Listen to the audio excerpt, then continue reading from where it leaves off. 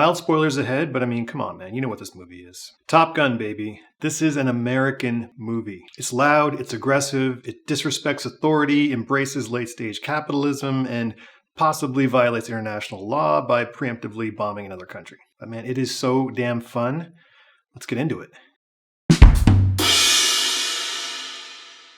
So this is Cinema and Sandwiches, a channel where we deconstruct movies and then reassemble them in the form of delicious sandwiches. Metaphorically speaking, of course. We review movies via the medium of sandwiches. Top Gun Maverick, it's finally here. This movie has been marinating for 36 years. 36 years! I am fully on board legacy sequels now that I've seen Top Gun Maverick. Some of my favorite movies of recent memory are legacy sequels. I mean, look at this list of bangers. Trainspotting 2 was made 21 years after the original. Banger.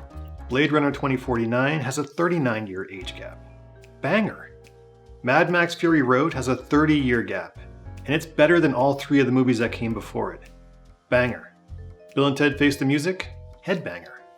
Even our boy Thomas Cruise Mapother IV starred in a legacy sequel back in '86 called The Color of Money, which was a legacy sequel to The Hustler, which came out in '59. So that's like a 27-year gap. This guy's been killing it since the '80s.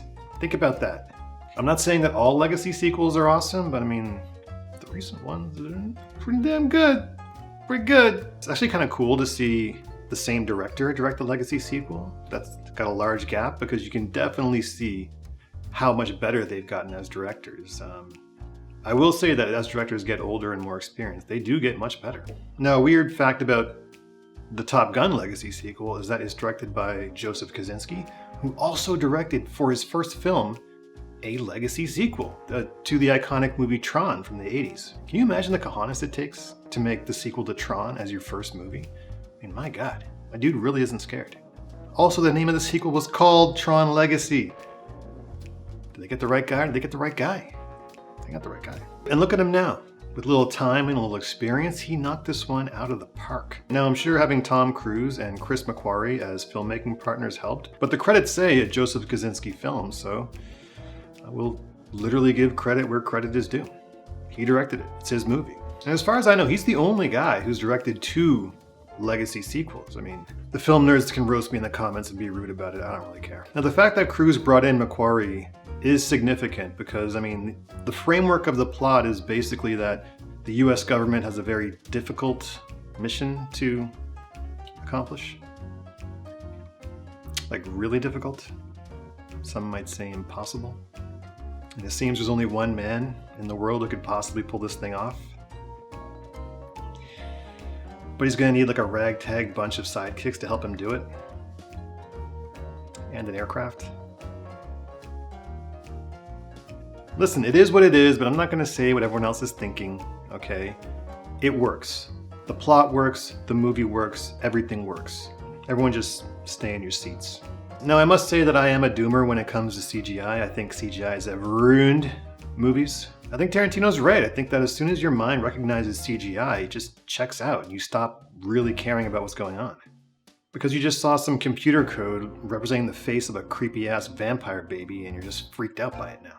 Your mind won't accept it, which is the right instinct to have. If I saw that baby in real life, I'd be horrified. But I think our man Kosinski learned his lesson when he made Tron Legacy. We had that creepy, dead-eyed, de-aged Jeff Bridges. Ugh. Oh man. Oh, it makes my eye twitch. Oh, make it stop, please. But Top Gun, as far as I could tell, didn't use a lot of CGI. Sure, some of the plane stuff was CGI, but they were going so fast I really couldn't tell. And but the explosions, yeah, I could tell. And I was disappointed that they made that choice because, I mean, just blow something up, man. Don't make my eye twitch with this CGI explosion, bro. But other than that, great job. Top-notch job. Phenomenal job. Now, they could have gone with a couple of different sequel strategies, but they went with the good old-fashioned sequel 2.0 strategy, whereas they just take the best stuff from the first one and then level it up. This is the same strategy that the John Wick franchise uses. They're like, we're going to do it again, we're just going to do it bigger and better. The plane choreography was awesome, the editing and sound design was superb. The close-ups in this movie were some of the best I've ever seen. The plot was a fairly pedestrian redemption arc, but I mean, it plays, man. Everyone looks like a model, it's exactly as gay as I'd like it to be, and America wins again by blowing something up with a fighter jet. I love this movie, let's make the sandwich. So I've thought long and hard about this one, and I am pleased to announce that the Top Gun Maverick sandwich will be the classic American ham and cheese.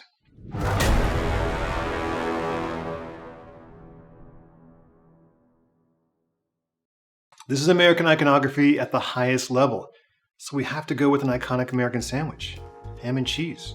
Iconic American movie deserves an iconic American sandwich. So the way this works is we're going to take the ingredients and the construction of the sandwich and use them as an allegory for the parts of the movie themselves. You'll see what I mean when we get into it. So first things first, the ham.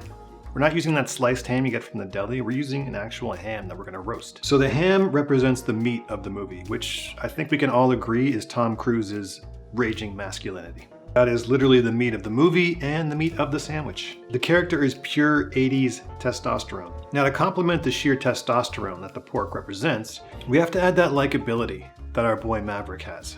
Now Maverick's not alone, and one of the best parts of this movie and the original was the fact that characters had call signs, like little nicknames that were badass and cool. So we're gonna score this 17 times with our knife to represent the 17 characters that have call signs in Top Gun Maverick. I wish I had a call sign. Comment down below what you think my call sign should be. Don't be rude. So here we go, we're gonna score it 17 times for 17 call signs. Rooster, Iceman, Cyclone, Fanboy, Halo, Hangman, Harvard, Omaha, Payback, Coyote, Phoenix, Warlock, Yale, Fritz, Hammer, Hondo, and Bob. So the sweetness, likability, and childlike wonder of Maverick are going to be represented by our root beer and barbecue sauce glaze. 3/4 of a cup of root beer. It's half a cup of barbecue sauce, and I decided to go with Bullseye for obvious reasons.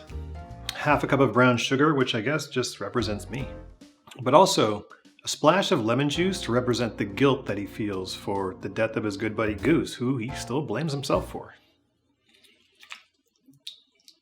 So we've got a little parsley that we're gonna chop up, and this is gonna add that little freshness to the glaze, the pep in your step that you kind of get when you're in a new relationship, of which he is with Jennifer Connelly. Stir that up. So this is our glaze. So the standard procedure for ham is 15 minutes for every pound. This little baby is like 2.2 pounds, so I'm gonna glaze every 10 minutes or so. So it's gonna go in first, no glaze, and then after 10 minutes, I'm gonna take it out and glaze. Okay, it's rested for 15 minutes, so I'm gonna slice it real thin. Now, since the ham is complex, I think the cheese can be simple. American cheese. Which, let's be honest, is an accurate description of both movies, but let's lean into that. Are these movies cheesy? Yes. Are they American? Yes. American cheese it is then. Now for the bread. So the bread is actually the secret weapon of this film. One word, nostalgia. Soft, pillowy nostalgia, which this film embraces in the exact right amount. It was different, but similar enough to give you that warm feeling like you just took a duvet out of the dryer and just wrapped yourself in it. That's what this bread represents. It's just plain old white sandwich bread that you get at the supermarket. It's comforting and nostalgic, and it holds this movie together. Hooray for bread, hooray for nostalgia in general as a filmmaking device. Give me more of it. I'm looking at you, Willow. Now we need to talk about cinematography. Beautiful compositions, painterly lighting, and everyone's making a big deal over the cockpit shots, which are incredible, but I gotta go full hipster and shout out the close-ups. These faces look incredible. So the buttery yet elegant cinematography is gonna be represented by butter and Dijon mustard. Buttery, elegant. Now I would be remiss if I didn't mention the blatant American flag waving patriotism of this movie, which plays a big part. I mean, the original Top Gun was basically a commercial for the American Navy. I mean, it literally created a 500% increase in people signing up to become naval aviators. It's still damn good though. So we're gonna represent that patriotism with some apple pie filling as a condiment to the ham and cheese.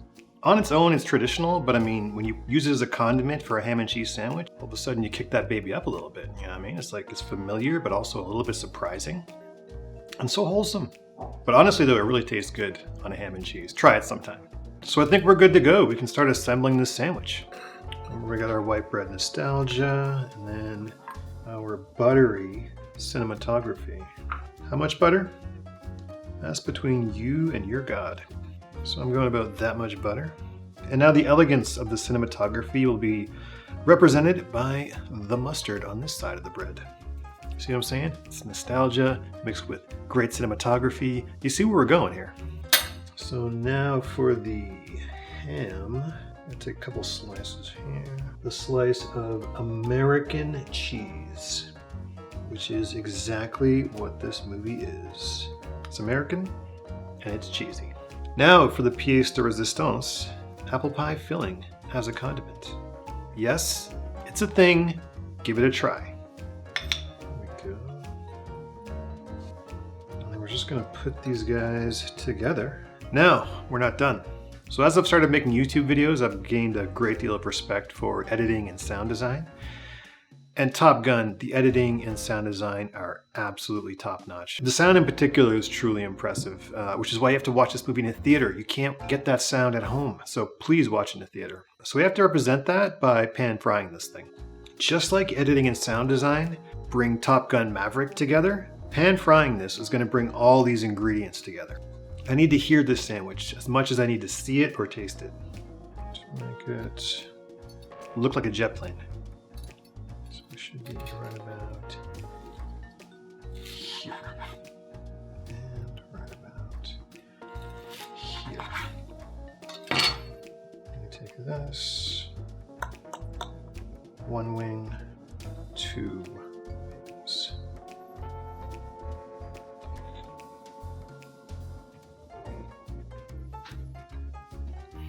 Top Gun ham and cheese.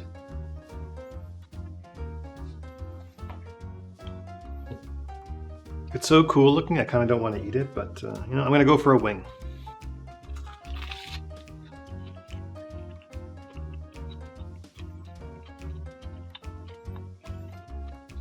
That is really good. That's crazy how good this is. It's salty, it's sweet, it's tangy. Crunchy.